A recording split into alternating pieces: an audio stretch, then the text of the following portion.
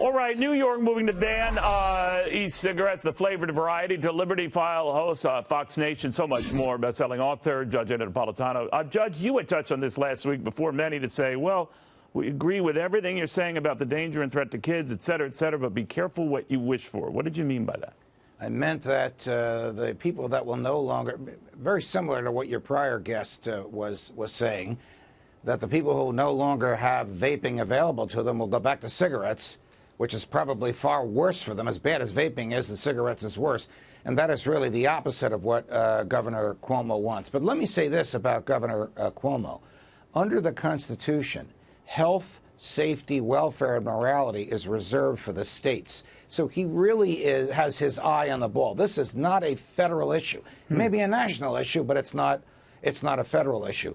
But I think this banning is going to backfire on him. Now, I have my panel here with me. Any one of you can jump in anytime you want. But, Joe, this goes against the Republican grain, let business do its thing. But in this case, the argument is, and the president has espoused, it's kids.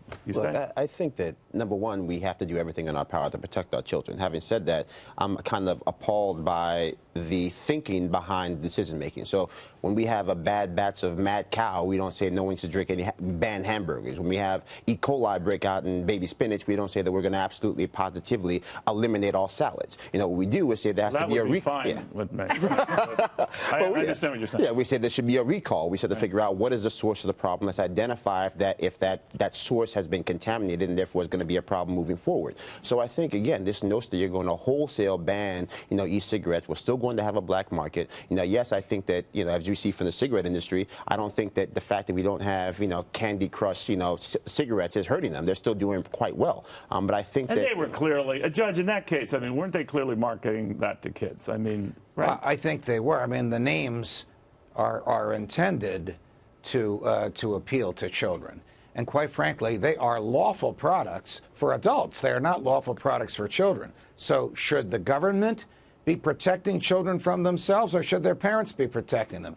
How much dissipation of parent responsibility and assumption of parent-like responsibility is the government going to accept?